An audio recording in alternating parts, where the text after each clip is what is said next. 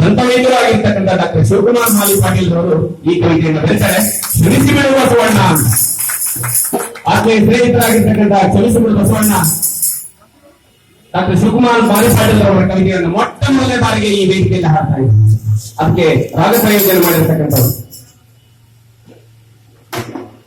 ಕ್ಷಮಿಸಿ ಬಿಡು ಬಸವಣ್ಣ, ಕ್ಷಮಿಸಿ ಬಿಡು, ಕ್ಷಮಿಸಿ ಬಿಡು ಬಸವಣ್ಣ, ಕ್ಷಮಿಸಿ ಬಿಡು, ಕ್ಷಮಿಸಿ ಬಿಡು ಬಸವಣ್ಣ, ಕ್ಷಮಿಸಿ ಬಿಡು, ಕ್ಷಮಿಸಿ ಬಿಡು ಬಸವಣ್ಣ, ಕ್ಷಮಿಸಿ ಬಿಡು,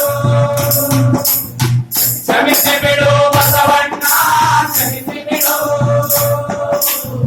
ಕ್ಷಮಿಸಿ ಬಿಡು ಬಸವಣ್ಣ, ಕ್ಷಮಿಸಿ ಬಿಡು.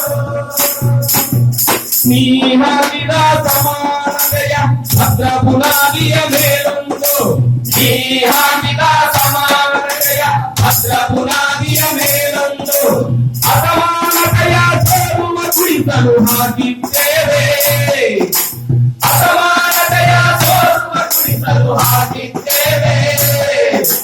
ನೀ ಹಾಕಿದ ಸಮಾನತೆಯ ಭದ್ರ ಬುನಾದಿಯ ಮೇಲೊಂದು ಅಸಮಾನತೆಯ ಸೋರುವ ಕುಳಿಸಲು ಹಾಕಿದ್ದೇವೆ.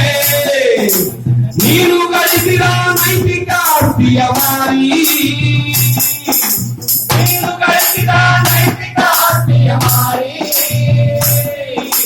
ಮಹಾಮನೆಯ ಜಂಟಿ ಮುರಿದು ಉರುವಲಾಗಿ ಬಳಸುತ್ತಿದ್ದೇವೆ. ಕ್ಷಮಿಸಿ ಬಿಡು ಬಸವಣ್ಣ, ಕ್ಷಮಿಸಿ ಬಿಡು, ಕ್ಷಮಿಸಿ ಬಿಡು ಬಸವಣ್ಣ, ಕ್ಷಮಿಸಿ ಬಿಡು, ಕ್ಷಮಿಸಿ ಬಿಡು ಬಸವಣ್ಣ, ನಿನ್ನ ಜನ್ಮದಿನದಂದು ಆಸ್ತಿ ಬಂಗಾರ ಖರೀದಿಸಿ, ನಿನ್ನ ಜನ್ಮದಿನದಂದು ಆಸ್ತಿ ಬಂಗಾರ ಖರೀದಿಸಿ ಅಕ್ಷಯನಿಗೆ ತುಂಬಿಸಿ ಸುದಿಯ ಸುತಕ ಜಗತ್ತನ್ನು ಕಟ್ಟುತ್ತಿದ್ದೇವೆ.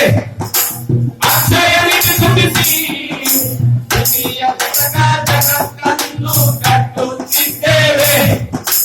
ದೇಶ ವಿದೇಶಗಳಲ್ಲಿ ನಿನ್ನ ಮೂರು ಸ್ಥಾಪಿಸಿ